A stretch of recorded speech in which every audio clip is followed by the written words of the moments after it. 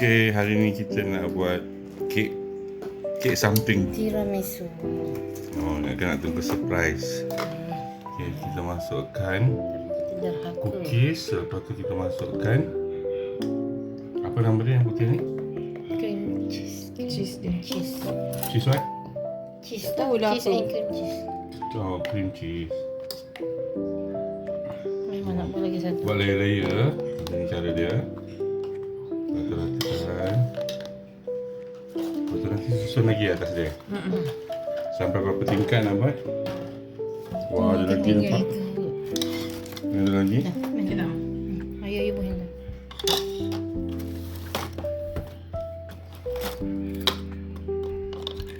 Boleh kena rendam macam ni. Rendam kopi. Jadi letak situ.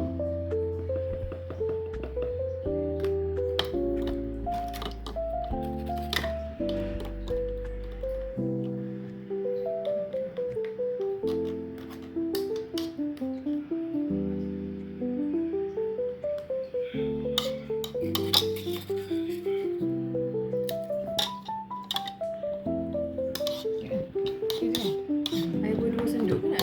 Dah. Tengok dah boleh muak macam ni. Ni. Okay, kita tak tutup sampai habis lah. Nanti kita tutup yang habis je. Cukup bahaya. Mama nak tengok buat. Kenapa nanti kau sepah? Mama tak nak marah lah apa. Tak tahu mama aku tak minat nak buat kerja ni. So, kita dapat Kena lapik pinggan. Kita dapat Ni tiga. takut. Okay, you lap, no worries. Kena lapik. Dah. Kita nak buat biju ni, kena pakai ni lah, inner. Mesti buat. Okay, lepas tu kan kita kena tutup dia dengan plastik. Macam ni. Tutup. Lepas tu dia bukan masuk dalam oven, tapi masuk dalam bilik ais. Okay. Nanti dah siap. Dah jadi, kita potong, kita share lagi, sambung. Inilah tiramisu yang telah disejukkan. Tengok hasil dia. Okay, tiramisu ni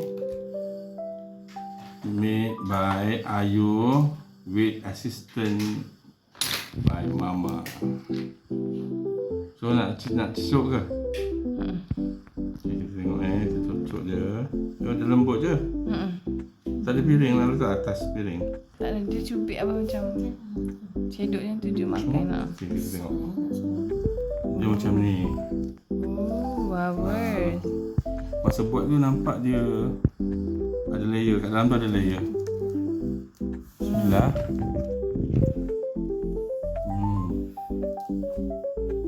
Nampak ada layer.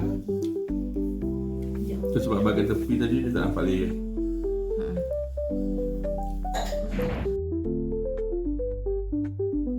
Nampak ni? Okey lah ujung. Rekam ni.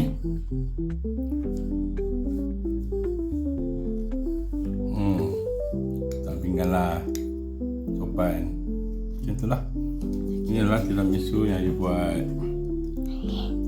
Rasanya sangat sedap. Lambung kan? Nanti buat lagi. Biskut Mary coklat okey.